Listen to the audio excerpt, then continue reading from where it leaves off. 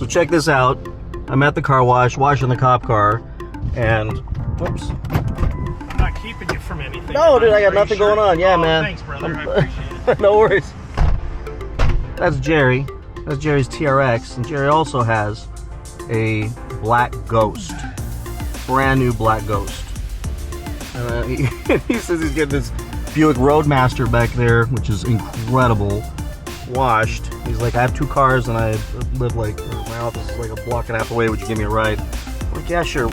Fellow Dodge owner, I got you, buddy. You don't mind riding in a cop car. So let's go ahead and get him back to his, man, maybe his black Ghost is there. I'm gonna hit him up. Ooh, listen to that. Listen to that TRX. Woo.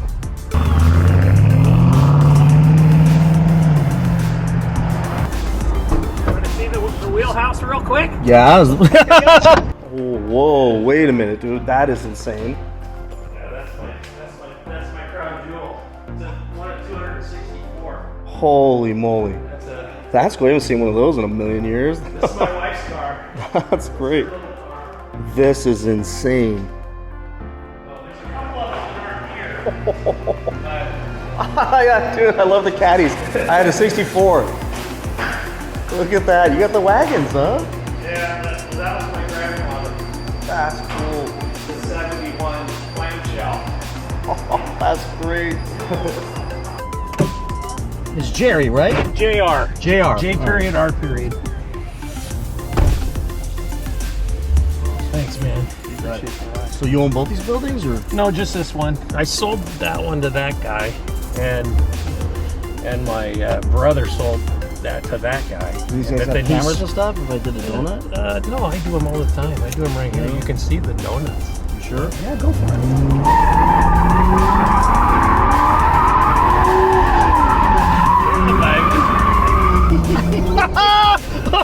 That's awesome.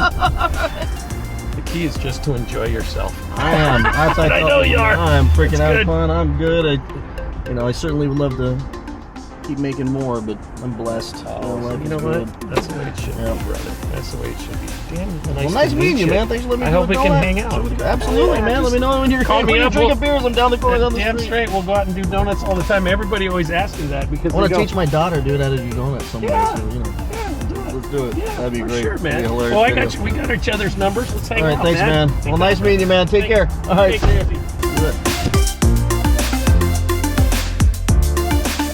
And after owning 8 Dodge Challengers and Chargers in the last about 5 years, I have finally found a fault in one, and my car has died. My 2023 Dodge Challenger Special Edition Swinger has died. This is the Scat Pack variant, and I've loved this car until this morning when I woke up, went to start it, and it would not start, and a lot of lights showed up on the dash. So the cool thing about having a manual that all of you with automatics cannot enjoy is that I can easily jumpstart this car just by throwing it into reverse with the clutch pushed in, drop the brake, and roll out, pop the clutch, car starts up, everything's great. It doesn't change the fact that this thing is dead. So let's jump in the car and see what'll happen. I'll tell you what's going on before we jump into the actual topic of the video here.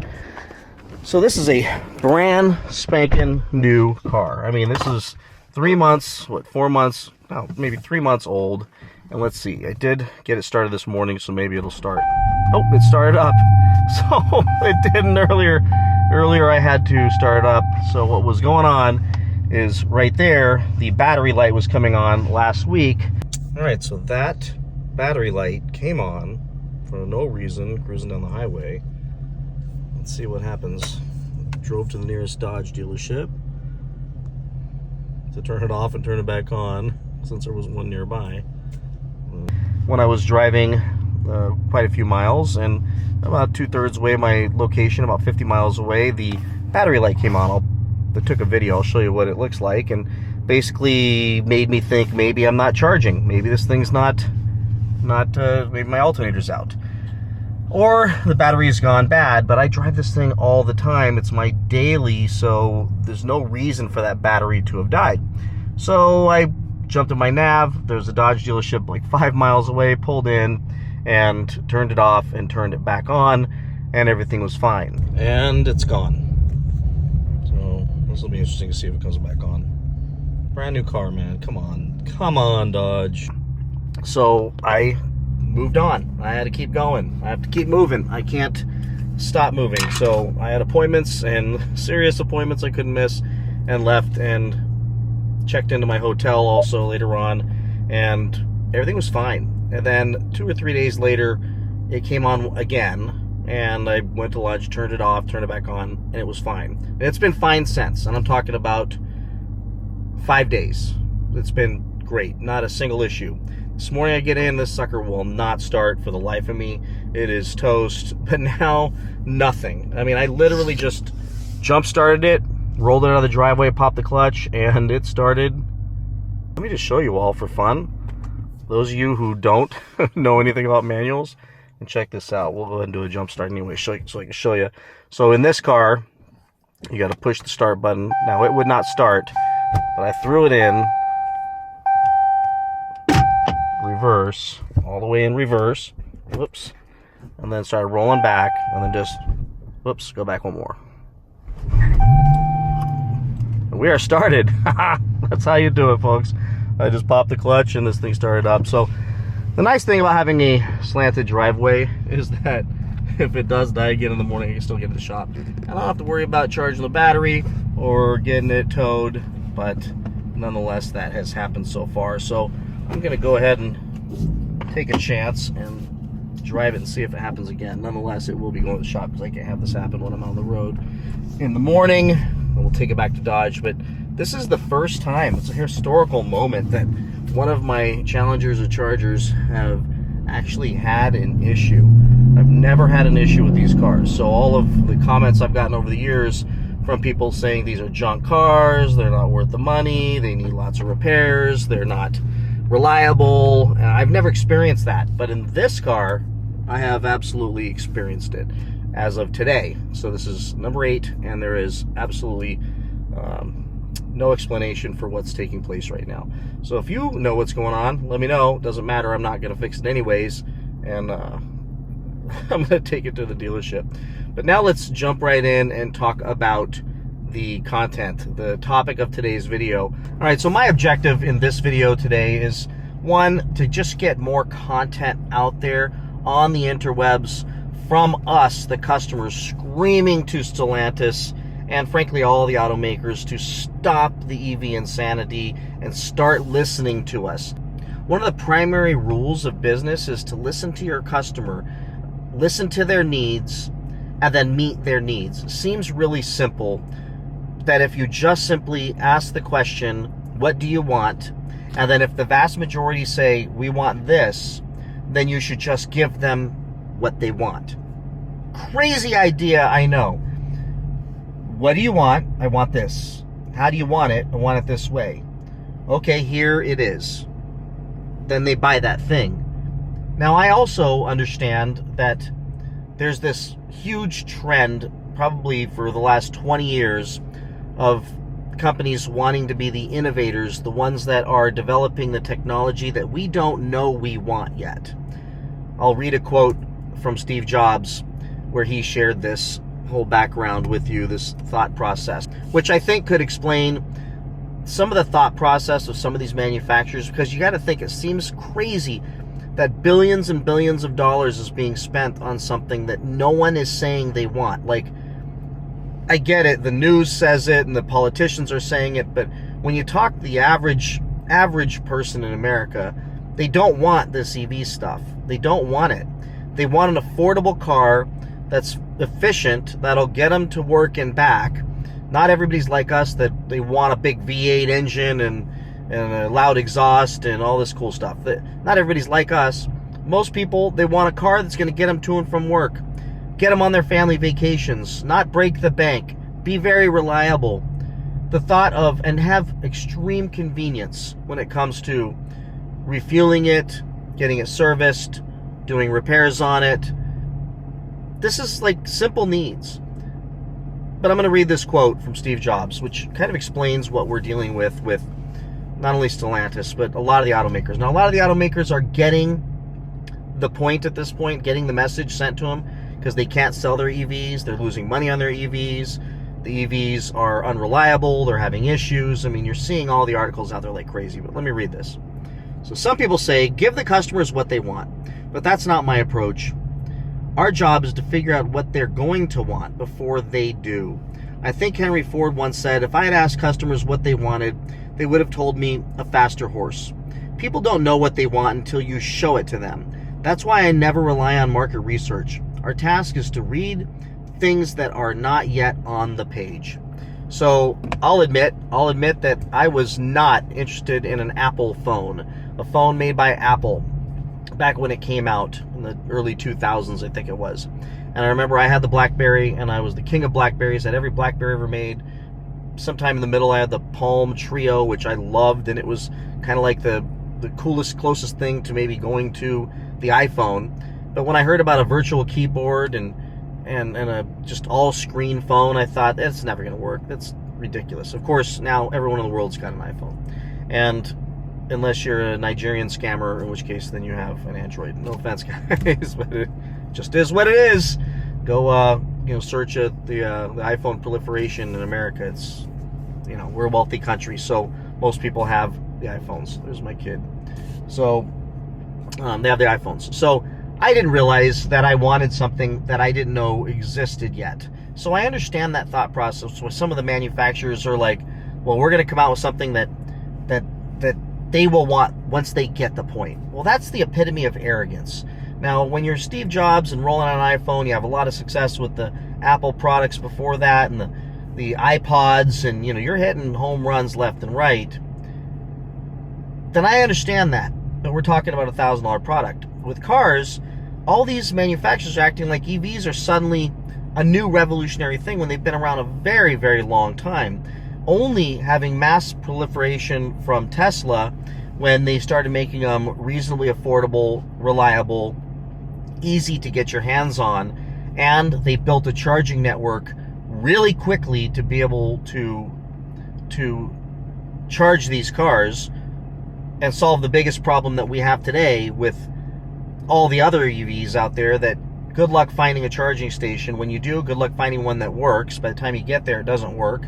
Go watch Shmi's video on driving the Rivian. Go watch Stradman's video on driving the Hummer EV. Both these videos got a lot of heat. Go watch Hoovie's Garage driving the Ford Lightning truck. These things are just completely way too soon, too early, or a technology that just isn't going to work. And I think all of us that are just common sense people like myself, we're able to figure out that even if they got it down to a 5-minute charging, even if they got it down to that, my buddy said this the other day, well, once they get it down to 5 minutes to charge a battery to 80% or something, you'll want one. I won't, because there won't be enough chargers. There just won't be enough charger. I live in California, where if I wash a pair of socks in my clothes washer in the summertime, the whole grid goes down. We get a notice from Governor Newsom saying that we can't run our air conditioners in the summertime because we're running out of electricity. And guess where the electricity is coming from?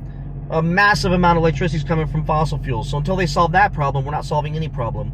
Until we solve the child slavery in the Congo, mining for lithium and cobalt, and South America, where they're ripping the countrysides to shreds, until they solve that problem, until they figure out how to recycle these things in a more efficient manner, or build these electric vehicles without cobalt or lithium, these massively destructive and hard to come by products. They're literally saying materials. They're literally saying, some of the articles are saying they don't have enough lithium. I think it's lithium, maybe it's cobalt, to be able to build all the EVs that these makers are talking about building. So they're going to have to find other ways. So what happens? Do we start tearing up America's countryside to start finding lithium and cobalt?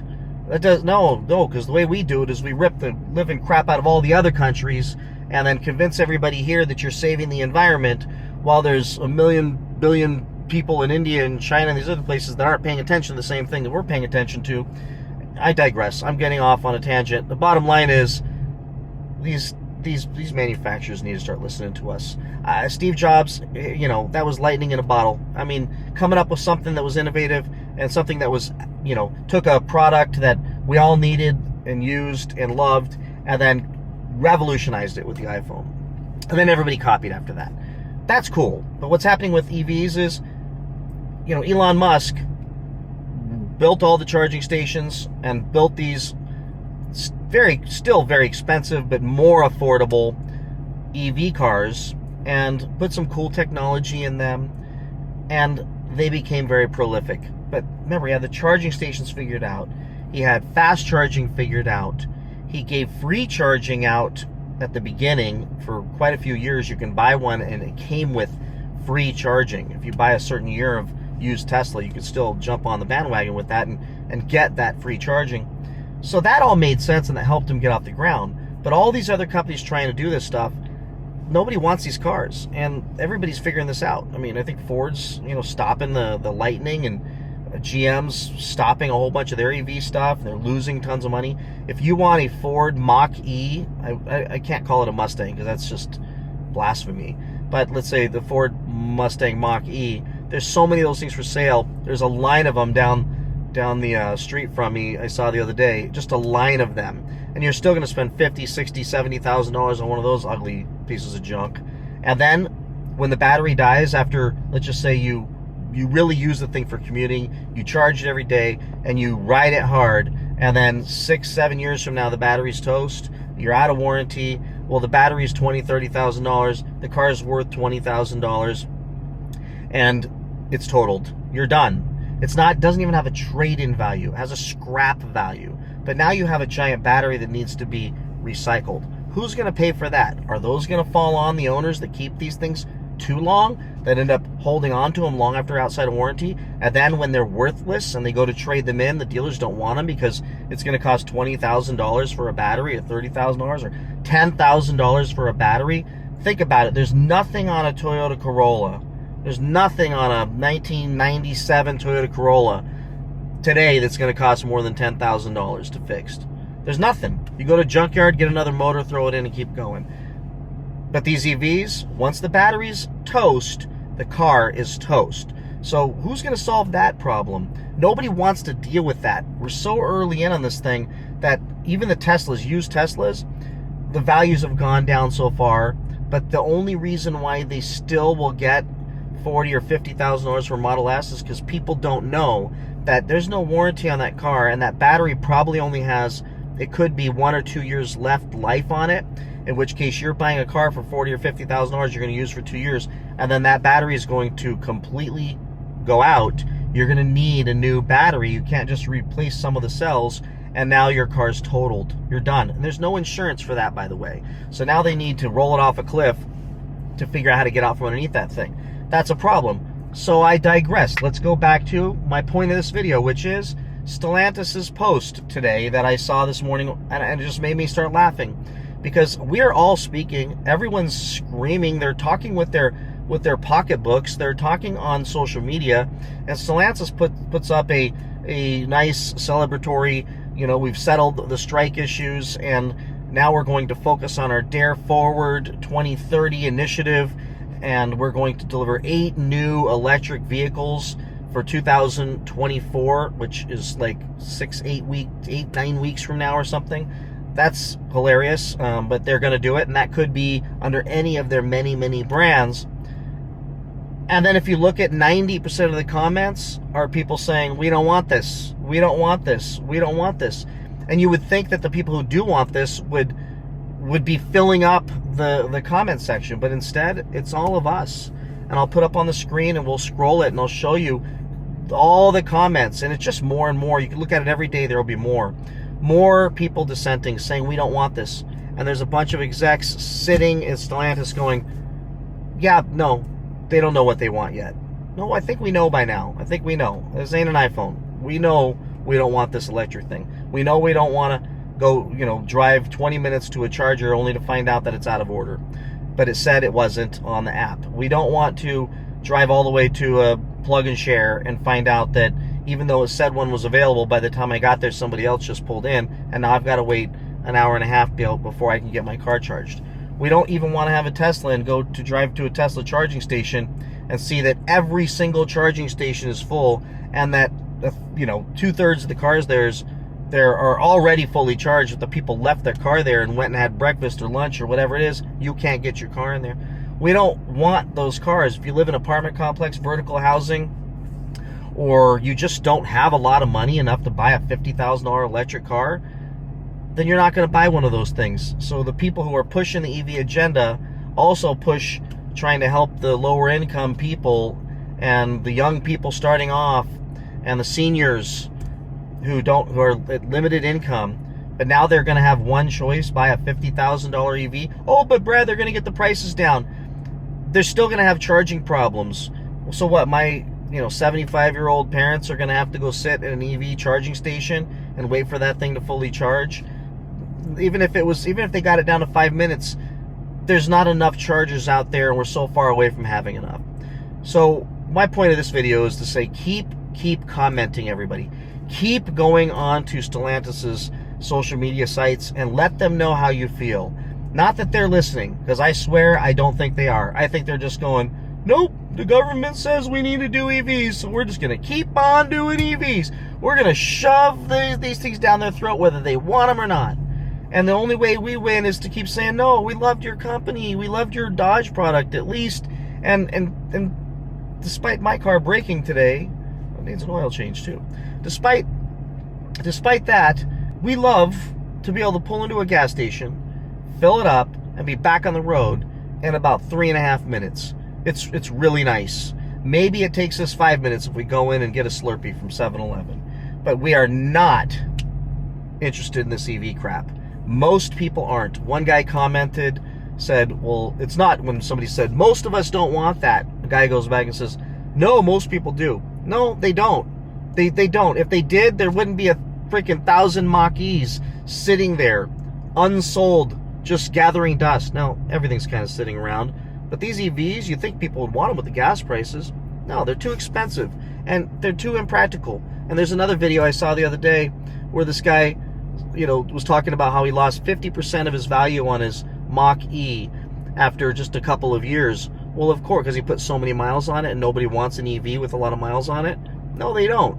But you give me a 1985 Toyota 4x4 extra cab pickup truck, which is what I would love to have, with 160,000 miles on it, and I'm perfectly fine buying that thing. I know that I'll be able to keep it running. I know with a little bit of work, changing some gaskets, change some hoses, change some belts, I'm going to keep that thing on the road. I ain't getting no EV. There won't be any EVs there, and that's another big part of the problem. So with that, everybody, like, subscribe, comment, share this video, and get the word out. Go comment on all of Stellantis' social media sites and save them from themselves. Save them from building this garbage. See you in the next one. Bye-bye.